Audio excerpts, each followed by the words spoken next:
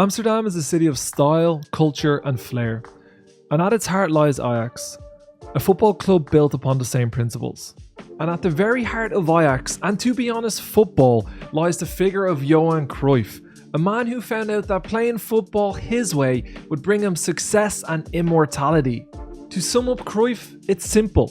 He was a cigarette-sucking Dutch legend of the game who epitomised modern football on the pitch and from the dugout. Despite his forward-thinking outlook, he was nothing if not old-school cool at the same time. With Rinus Michels at his forebear, Cruyff established total football as their way to play the game, and by God he made that game beautiful. Now he continues to influence football at the highest level almost a decade after his death in 2016. Just ask Pep Guardiola. Until arrived Johan Cruyff and said, okay, from now on we are going to play in that way. Going to take the ball, the positional game, and we were successful in that time. And now the people are convinced in that. There is so much more to Cruyff than just a summary though. It's a tale of determination, style, intelligence, fate and legacy. Born to a football-loving working-class family in the shadow of Ajax's De Meer Stadion, destiny lay right at his talented feet. Egged on by his father, Johan played football whenever he could, idolising another Dutch footballing legend, Servaas Fas Wilks. At 10 he joined Ajax's academy without needing a formal trial after being noticed during a playground kickabout. But 2 years later, when Johan was 12, fate once again intervened. His father passed away at the young age of 45, which not only struck Johan with the idea that he himself might only have 30 more years to live, but there was only one way he could truly support his family and pay tribute to his father: by playing football. For Johan, apart from family, there was barely anything else but football. Johan on the ball. A place in Ajax's academy cemented his path, and while it took a conversation with coaches at 15 to stop him playing other sports, including baseball, Johan was well on his way to becoming Mr. Football. At 17 he made his first team debut and grabbed his first senior goal in a 3-1 loss against GVAV Rapiditas, later known as FC Groningen. Ajax dragged themselves to an awful 13th place finish that season in 1964-65, their lowest since professional football was established. However, the following season saw the age of Johan Cruyff dawn, as well as the era of the Gloria Ajax, a period of Dutch domination. By October 1965, Cruyff was one of the first names on the team sheet. Shortly after, he found that he couldn't stop scoring. By the end of the season, he was lifting the league title after putting away 25 goals in 23 games. Plaudits and trophies followed by the dozen, a Dutch double, a European Cup final, another Dutch double. Ajax had found something special right on their doorstep, and Johan knew it. After an injury forced him away from football for a while, Johan decided to break football conventions and refused to take his traditional number 9 for his place as a centre forward, and instead chose the number 14. An attitude that would underline his commitment to disrupting conventional logic and the rulebook so that his own style may flourish. And flourish Johan did. He was fiercely opinionated and played football like his thoughts had been completely switched off, only relying on his perfect instincts. When other players thought twice about what to do and where to pass and how to shoot, Johan simply did. Not content with national glory, Johan helped lead Ajax to a European Cup victory, defeating Panathinaikos in 1971, before beating Inter Milan to the same trophy in 1972, in a triumph that brought Dutch football global attention. Italian football had dominated headlines for seemingly forever. Their compact Catenaccio systems suffocated teams and allowed simple victories for Milan, Juventus and Inter when facing non-domestic opposition. That changed with Ajax's triumph. Defensive football was dead, and Dutch football, or total football, became the new golden child of football discussion. Total football wasn't just a flash in the pan either. Cruyff and Ajax defeated Juventus in 1973 to claim their 3rd European Cup. Ajax were the toast of Europe, and Cruyff seemingly stood head and shoulders above all others.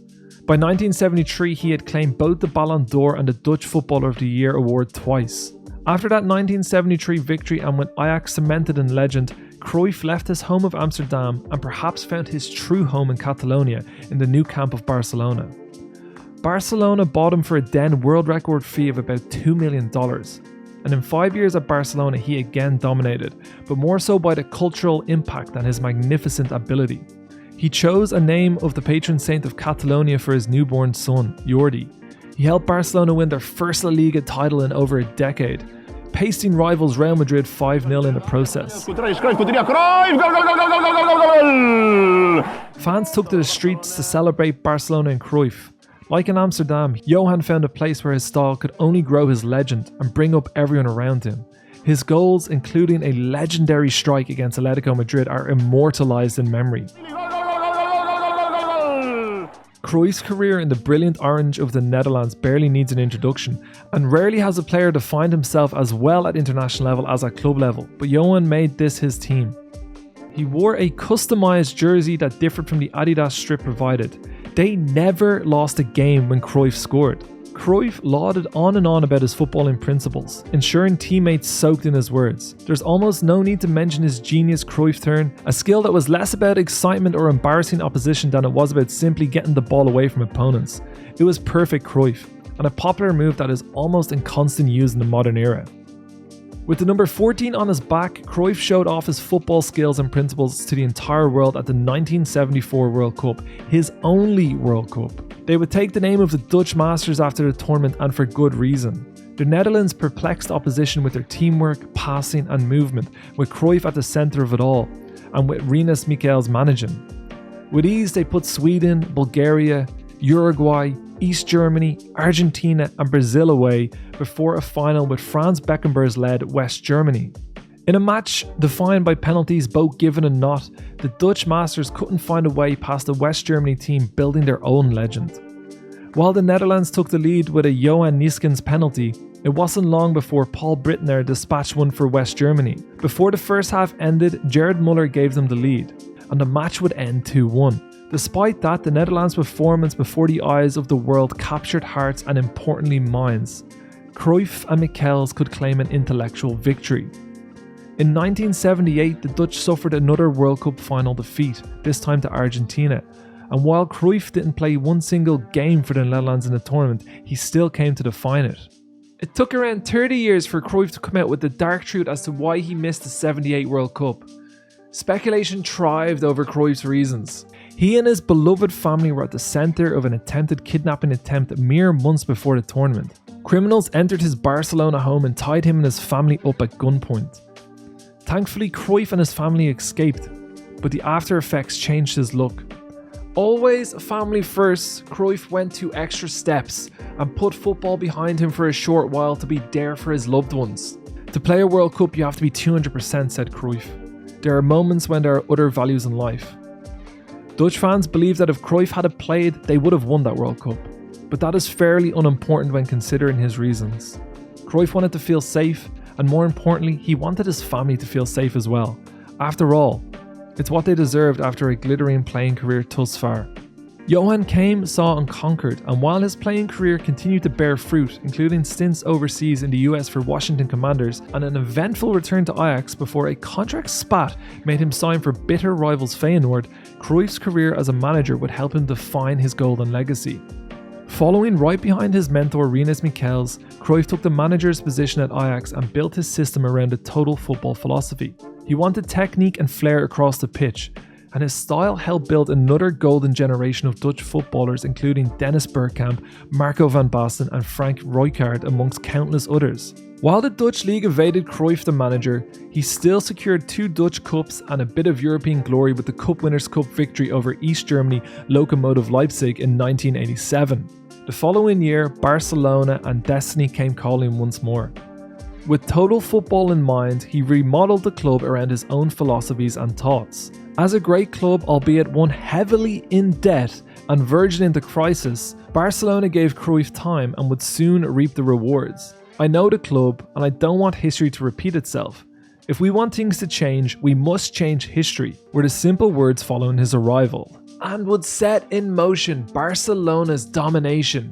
Basing the club around its soon-to-be legendary La Masia Academy, Cruyff was able to embed his ideas into young players, as well as the first team. Incoming players such as Hagi, Romario, Laudrup, Stoichkov, they linked up with the La Masia grads like Pep Guardiola to build a formidable team pulling in the same direction. Barcelona under Cruyff were glorious, and it is under Cruyff that every single foundation for future success was laid, including those triumphs by Guardiola and Messi in the decades to come. From 1991 onwards, his Barca side could not stop winning.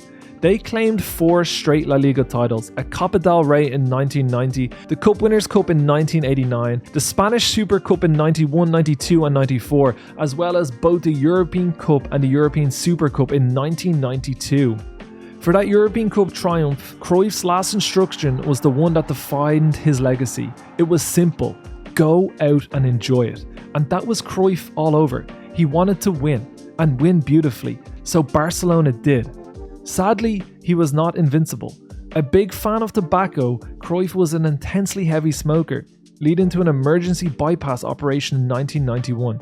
He vowed to stop smoking following the incident, and with his father's own death in mind, after further heart issues 6 years later, Cruyff stood down from the day-to-day of football coaching. In 2015, Cruyff announced his diagnosis of lung cancer. Just a year later, he would pass away as the cancer spread to his brain, leaving him unable to speak. Within the day, he was cremated to his adopted home city of Barcelona. The entire football world poured out in tears, bringing beautiful tributes to games. The world paused for a moment, then allowed football to continue, just as Johan would have wanted it.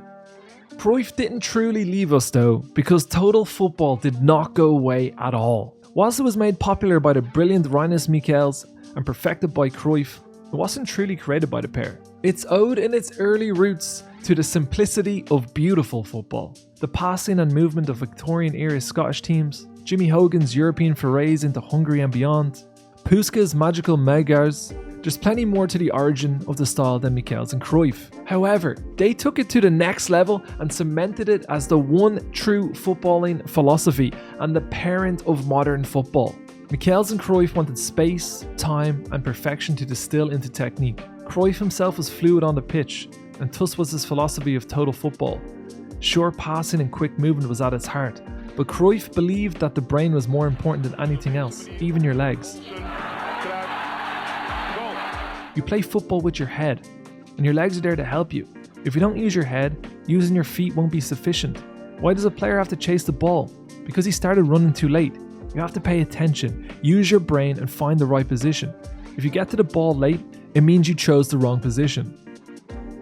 Total football is still being perfected today with the tiki-taka era. Manchester City and Pep Guardiola showcasing that the idea has truly flourished and taken a new direction. To Guardiola, Cruyff stood as a singular example of what he wanted to be as a football coach. And as long as Guardiola and others hold fort and continue optimizing their tactics, total football still lives. And so does Johan Cruyff.